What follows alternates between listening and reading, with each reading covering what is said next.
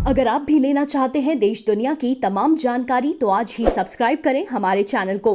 साथ ही नीचे दिए बेल आइकन को जरूर दबाएं ताकि हर अपडेट आप तक पहुंच सके।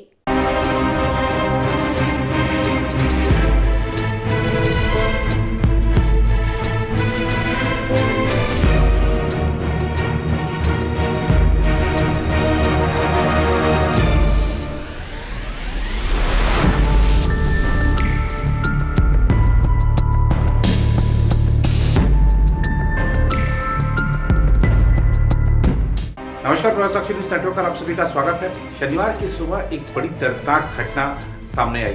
दरअसल उत्तर प्रदेश के औरैया में हुए एक भीषण हादसे में 24 प्रवासी श्रमिकों की जान चली गई है और जो वहां से तस्वीरें सामने आ रही हैं वो बड़ी विचलित कर देने वाली है। जिस तरह से प्रवासी मजदूरों पर ये कोरोना वायरस और लॉकडाउन कहर बनकर टूटा है, उससे हर कोई दुखी है, हर कोई चिंतित है। हालांकि इनके बेहतरी के लिए ट्रेनें और बसों की व्यवस्था की गई है, लेकिन तादाद इतनी ज़्यादा है प्रवासी श्रमिकों की और जहां पर वो फंसे हुए हैं वहां पर उनके पास ना खाने के लिए है, ना उनके पास आश्रय है। इसलिए उनका एक ही संकल्प है कि बस किसी तरीके से अपने घर पहुंच जाओ।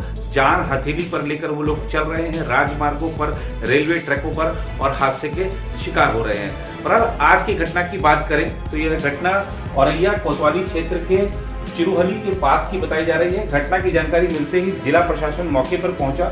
ट्रॉले में सभी प्रवासी मजदूर सवार थे। डीसीएम गाजियाबाद से 20 मजदूरों को लेकर मध्य प्रदेश के सागर जा रहा था, जबकि चूना लद्दाख ट्रॉला राजस्थान से पश्चिम बंगाल के लिए चला था। इसमें करीब 70 मजदूर सवार थे और इसी डीसीएम और ट्रॉले के बीच में ये टक्कर हुई है। पता चला है कि औरैया में 24 से ज्यादा मजदूरों की जान भी जा सकती थी अगर कुछ मजदूर एक कप चाय के लिए न रुके होते। डीसीएम में सवार ज्यादातर मजदूर बिहार, झारखंड और पश्चिम बंगाल के हैं। मजदूर एक लंबा सफर तय करते हुए राजस्थान से आ रहे थे। पूरी रात डीसीएम में काटने के बाद सुबह होने वाली थी, लेकिन इसे मजदूरों की बदकिस्मती कहें या काल का कुचक्र, उन्हें सुबह का सूरज नहीं देखने को मिला। जिंदगी की अंगड़ाई मौत की आहट को नहीं भांप सकी। काली रात ने चंद लम्हों में सब कुछ तबाह कर दिया। चश्मदीदों के मुताबिक दिल दहला देने वाला हादसा उस वक्त हुआ जब कई मजदूर डीसीएम रोककर चाय पी रहे थे। बताया जा रहा है कि हादसे में मरने वाले मजदूरों की तादाद कहीं ज्यादा होती अगर वे चाय पीने के लिए ना उतरे होते। सुबह होने से पहले मजदूरों को चाय पीने की तलब लगी और शायद इसी चाय ने ही उनकी जिंदगी मौत के फासले का फैसला कर दिया।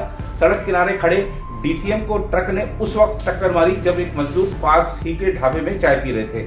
मरने वालों में से ज्यादातर मजदूर टक्कर मारने वाले ट्रक में सवार थे। इस ट्रक में चूने की बोरियां लदी हुई थी। बताया जा रहा है कि कई मजदूर नींद में ही मौत के आगोश में समा गए। यह घटना के सामने जब घटना हो गई उसके बाद जो सामने आई तस्वीरों में मजदूरों के सामान के ढेर को भी देखा जा सकता है। बोरी के नीचे दबे हुए 24 मजदूरों की मौके पर ही मौत हो चुकी थी।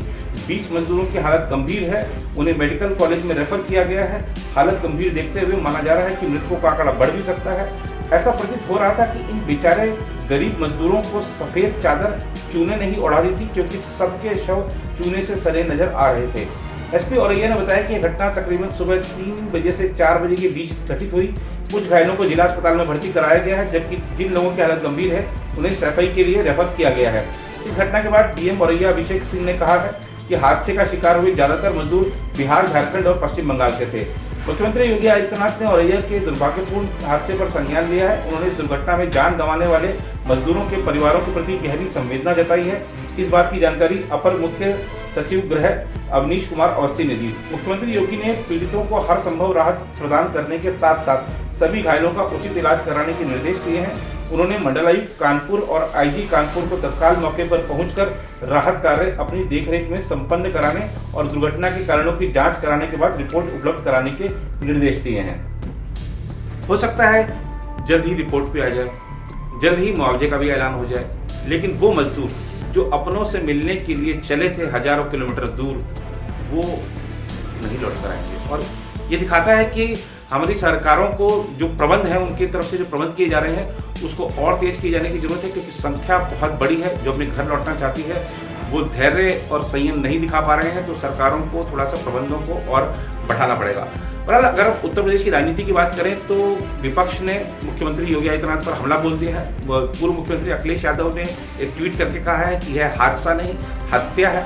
जो बसपा है उसने भी इस घटना की पर दुख जताते हुए सरकार से कहा है कि उसको अपने जो दिख रहा है कि वो किस तरीके से काम कर रही है, क्योंकि मजदूरों, अभी हमने देखा था पिछले कुछ समय पहले मुजफ्फरनगर में हादसा हुआ था, तो उन्होंने कहा कि हादसे लगातार हो रहे हैं, तो सरकार को संवेदनशील होने की जरूरत है। कांग्रेस महासचिव प्रियंका गांधी ने भी निशाना साधा है। अब ऐसे मौक़ों पर देखिए विपक्ष राजनीति करता ही है, लेकिन सरकार को चाहिए कि वो प्रवासी श्रमिकों को और क्या से क्या राहत मिल सके, ज़्यादा से ज़्यादा राहत कैसे मिल सके। सिर्फ घोषणाओं से काम नहीं चलेगा, अमल करके भी दिखाना होगा। ये समय की सबसे बड़ी मांग है।